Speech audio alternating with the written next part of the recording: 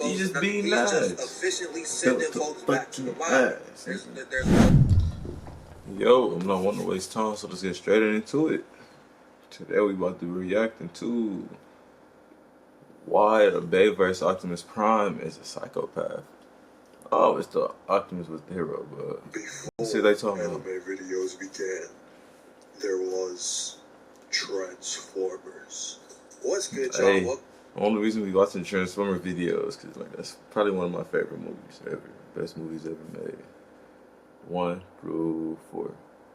I like the dinosaur one too, but yeah. To the channel, and yes, the title is correct. Today we are going to be talking about Transformers, the greatest franchise to ever exist. No, that's what I'm saying. Really not. He's not playing. He's not playing. I know some of y'all are wondering. Didn't you make this same video 2 years ago?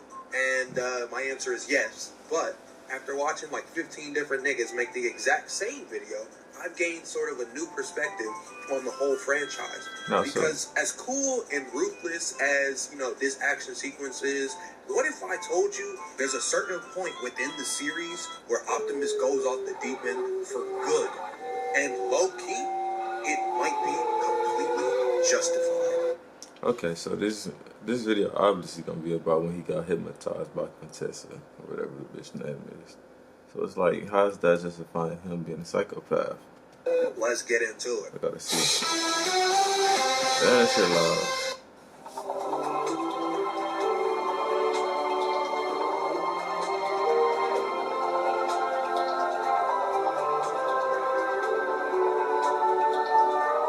So for y'all to fully understand my point, we got to go all the way back to the beginning of the series. We got to start from Transformers 1. No, the other one. Yeah, anyway, this whole movie, right? Prime is chill, virtuous leader of the resistance. Bumblebee got his ass captured, and Optimus is like, damn, they got my dog. Whatever shall I do? The other Autobots deadass is like, yo, this is what he would want, bro. We got to keep it pushing. You got to put the team on your back. And literally his entire plan for the final fight is to self-delete himself in order to keep the cube away from Megatron. And as we know, some hero Sam shit. blatantly ignores that plan. And you can see the frustration on Optimus's face. He was not fucking with that decision. But anyway, for the most part, you know, he's chill because everything ended up working out anyways. You know, even when he gets in his fights with Megatron, I think this one was called Bone Crusher, you know, this is ethical hoops right here. He's not really doing no extra size-ups or nothing, no crazy signature combos. He's just being nice. He's just efficiently sending folks back to the bottom. There's no one-liners, no rage, nothing. You know, this is something light for him. So, you know, overall, Transformers 1, Prime, chill-ass dude, right? Everything's gravy, everything's good. But the second movie is where shit starts to go left. Now, before we get down and review what happened in Revenge of the Fallen, I need to make something clear. There are 2 things in particular that Prime does not fuck with. Number 1 on that list is people ganging up on him in fights or in discussion, whatever. He don't like being backed into a corner. And number 2 is niggas who do not listen to his advice. Keep that second one in mind because I'm going to come back to it more than once. Okay. Anyway, so the beginning of Transformers 2, more of the same Prime from the last movie, just noble military general from outer space. Until some shit goes down, you know, they fight that one dude and he's like, the fallen shall rise again. And then they recognize that it's pieces of the shard just sitting around places and they know that Sam probably has some information about it. So he goes to talk to Sam. He tells Sam, hey, the Decepticons might come back if we don't get a hold of these shards and do something about it, right? And Sam, who was too busy chasing robot ass, is like, nah, that don't got nothing to do with me no more. You get somebody else to do it. And this is the first instance of somebody doing pet peeve number 2. Prime tried to tell him, hey, this shit is not sweet out here. They might come back. You think you're tough. Guess who's gonna have to save you when them cons is on your ass if you don't help me find this shit? Me. Sam doesn't listen. Who gets them? Decepticons. And kidnap who has to come around and clean up the mess? Optimus Prime. And in doing so, he gets involved in pet peeve number 1, which is getting ganged up on in a fight. So now he got to clean up some bullshit that could have been. He was piecing a, he was piecing a shit. If he wasn't trying to save Sam, if he wasn't distracted, then You know what I'm saying? Completely avoided if It would have been different. just listen to what he had to say. Now, I know I said he don't mess with people who like to jump, but I never said he couldn't hold his own. And to familiarize y'all with the mindset he was probably in at this time, imagine you playing like Fortnite or COD and y'all see a squad and one teammate is trying to fight them, but you like, nah, chill, bro, we not ready for that. But working they go this anyway, shit. get they shit jumped. So now you gotta Working come back this in and shit. save them, What? and you end up dying, but they don't. Would you not be hot? Thank you. Anyway, he's dead. Movie goes on. Fast forward to when they bring him back. He don't give no type of I'm back speech. No Linkin Park is playing in the background. He just suits up and starts boxing with Megatron in the Fallen. But like I said, he really does not like it when people try to gang up on him in a fight. It really pisses him off for some reason. So he handles Megatron and rips the Fallen's face off, then punches a hole through his chest and you know, crushes his heart. And again, just to put things into perspective, this is like the strongest of the 13 primes. I know the movie doesn't really do it justice, but canonically, he's like, the Fallen was the strongest nigga. And he just casually, like, gore kills. And I think one thing that really doesn't allow people to see how, like, insane this version of Prime was is the fact that they were robots. Because if you saw two humans fighting, and one human, like, literally rips the skin off of somebody's face, and then punches a hole in their heart, crushes that shit, you would be like very disturbed. But because it's robots, you know, you can't really associate with it, so you're not really tripping over it. But to another Transformer, to another robot, that would be the most traumatizing shit ever. And you know how I know that's true? Because Megatron saw that shit and was like, oh shit, nah, we gotta get the fuck out of here, son. That nigga is wildin'.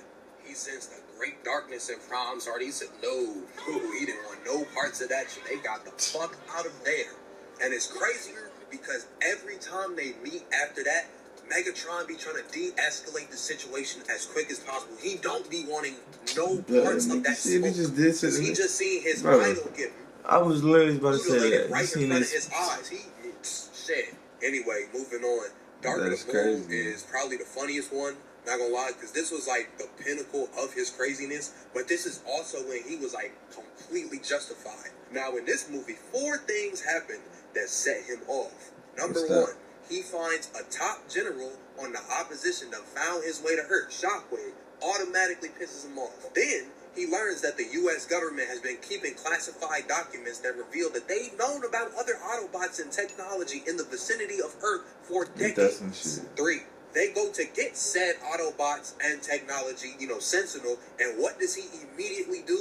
Knocks off his best soldier and blows up his spot. And 4, gets exiled from Earth for some shit that was not his fault, while the humans are just left to watch their planet get colonized. Because if you remember, in the second movie, they were already pressing him about more Transformers coming to Earth and causing chaos. The humans' argument was that they weren't after anything, they just wanted revenge on Prime, so they were willing to just destroy everything if it meant getting to it. And he specifically told this guy, they want to colonize your planet. Our shit is cooked, bruh. Forcing us out is the dumbest shit you can do. And if they were to force us out, don't have your face cracked when they, instead of leaving, make you farm their energon. And what does the government do? They don't listen. They force him and the other Autobots out. And what happens next? Chicago, according to the Conservative Party. And guess who has to break the ruling and risk being labeled an intergalactic terrorist because of these ungrateful sons of bitches? Big Prime. Look at how angry he flies in right here, bro. He touches down and gets straight to business. But hold up, roll that actual clip because I need y'all to look at something. I need y'all to pay attention to something. This clip's so clean. Hold on, watch this. Slide, my buddy. Pick the nigga up, slice the nigga in half. Go quiet, bro. He just ran through like a whole team of niggas. You gotta treat him so bogus. Like, bro, how could you hate this movie? How could you not like this? Those grunts that you just heard is not because he's out there getting active and agile. Those are, I'm sick and tired of never not following directions grunts. Those are, I'm over it grunts. And just like I said, ever since he woke back up, Megatron did not want like any parts of it. He was posted up in an alley, praying that Optimus did not find his ass. All for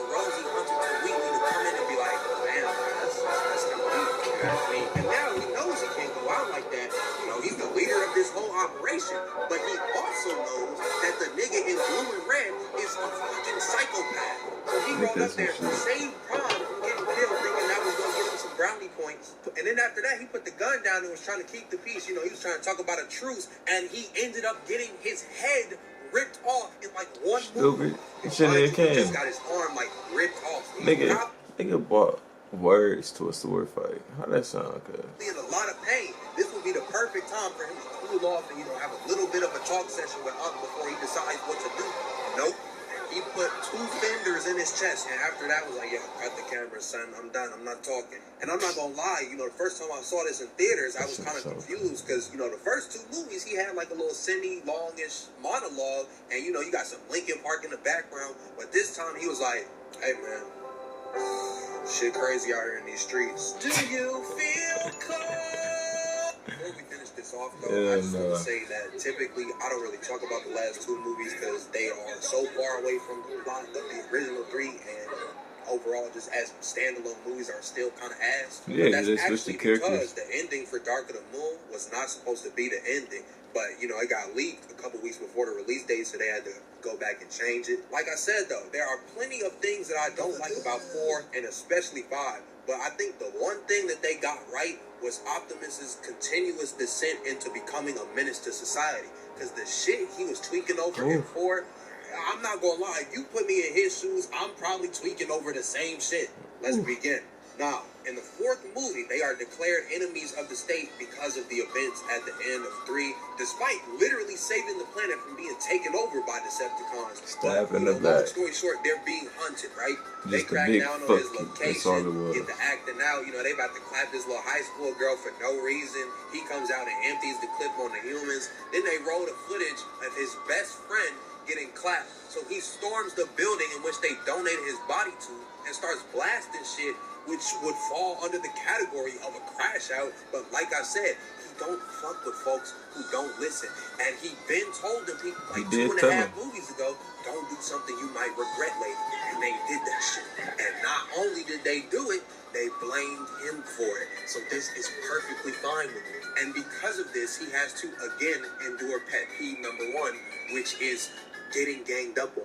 But this time around, he don't care about none of this shit. He's not trying to spare nobody. He ain't trying to prove no point. He wants blood. Niggas wronged him for too long, so niggas need to die. And he kills 2 out of 3 of them. And he would have been batting 1,000 for the movie, but Galvatron saw his ass ride through Shanghai riding a fire-breathing dinosaur and said, nah, yeah, fuck that shit. Now, the last movie was kind of a mess, I won't lie, but Prime's anger has graduated from his enemies to the people around him, then to the government up to this point. So where else can we go from here? Well, that would be the creators. But they managed to redirect his rage to his man, which sucks. But it's kind of poetic because these no accounts right here didn't follow directions in 2009. We gotta watch the GOAT cosplay as a Game of Thrones character for no reason. And that shit was whack, man. But before we get out of here, let's go back to Megatron right quick, because this is the most simple he's been. He's having the most peaceful conversation he's had with a human the whole series, because he knows if he acts up, Big Red is on his ass. And he didn't act up, but Big Red still ends up getting on his ass and catching him. So he's begging him like, yo, please, bruh, do not fight me, bruh. You got it. We was brothers once. We was homies. And Prime was like, damn, that's tough. He did size 95. But yeah, man, I hope y'all enjoyed this video as much as I enjoyed making it. I'm definitely going to do something like this again, probably next video. I'm not going to lie. But yeah, see y'all. Hey, I'm fucking with it because he touched all points as he should have. He talked about everything that he should have talked about. He didn't miss not one dot. I fucks with it. But hey, if y'all fuck with Transformers, fuck you, because that's a great movie. And if you ain't fuck with it the first time, then just try to watch it again. You see what I'm talking about. But hey, that's that. I'm out this bitch. See y'all in the next one.